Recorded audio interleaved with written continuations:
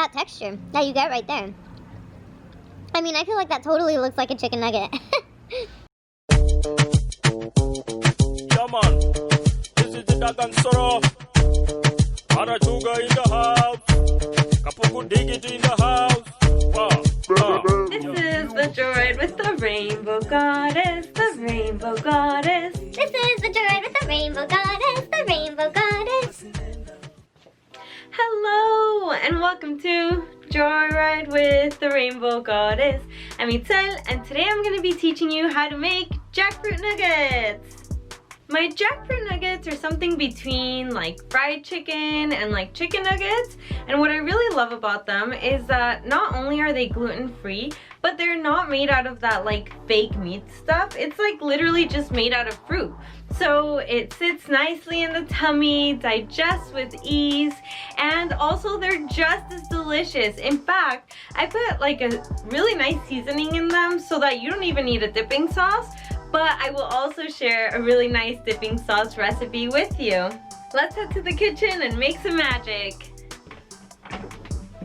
Start by draining a can of Trader Joe's jackfruit. I like this brand because it's much softer than most. Then transfer it onto a bowl and toss it with about a tablespoon of seasoning. Here you can use any vegan chicken seasoning or even a veggie bouillon. I will put my recipe down in the description below. First, mix your dry ingredients: a quarter cup of brown rice flour, a quarter cup of chickpea flour, a quarter teaspoon of smoked paprika, a quarter teaspoon of garlic powder, and half a teaspoon of salt, a pinch of nutmeg, a quarter teaspoon of baking powder, and a teaspoon of sugar. And now just give that a little whisk and set it aside.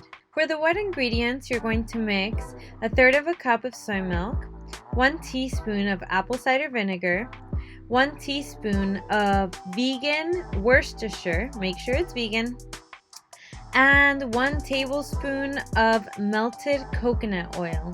Give that a mix. And now mix it well with your dry ingredients. Use a fork to help you hold each piece. Now dip it in the batter and make sure that all sides are covered.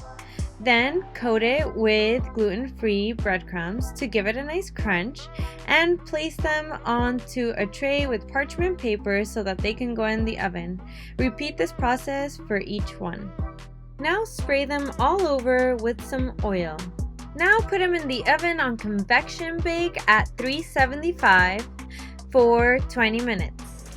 While we wait for it to be done, I'm going to teach you how to make this really delicious sauce that's kind of like buttermilky, and it's sweet and it's spicy and it's creamy, and I actually originally made it for waffles, so I feel like you could make this and that sauce and some waffles and have like the best freaking chicken and waffles. In a pot, mix 1 cup of soy milk, 1 teaspoon of apple cider vinegar, 2 tablespoons of maple syrup, 1 tablespoon of coconut oil, half a teaspoon of salt, a quarter teaspoon of onion powder, 1/8 of a teaspoon of chipotle powder, or more if you like it spicy, and 1 tablespoon of cornstarch. Now whisk it on high heat until it gets bubbly and viscous. Ooh, ready! Ooh, yum! Alright, time for a taste test. Ooh, chickeny.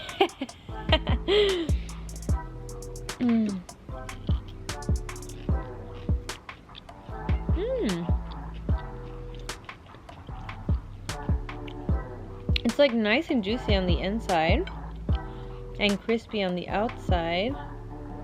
Nice. Now, I feel like,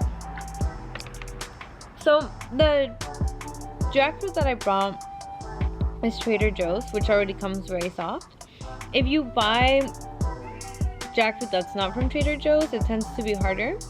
So then I would recommend to actually boil the jackfruit in that seasoning, but put maybe like twice the amount of seasoning, and then kind of like pat it dry a bit. And actually I like how that version turns out a little bit more, because I feel like the like chicken seasoning like seeps into the inside more, whereas when I just tossed it in, it just kind of like stayed on the outside.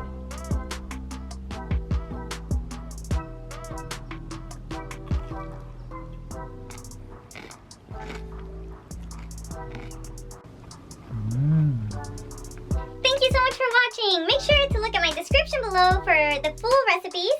And also, if you have any questions or comments, please let me know down in the comments.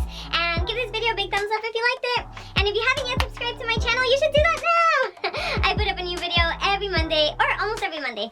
And I would love to see you back here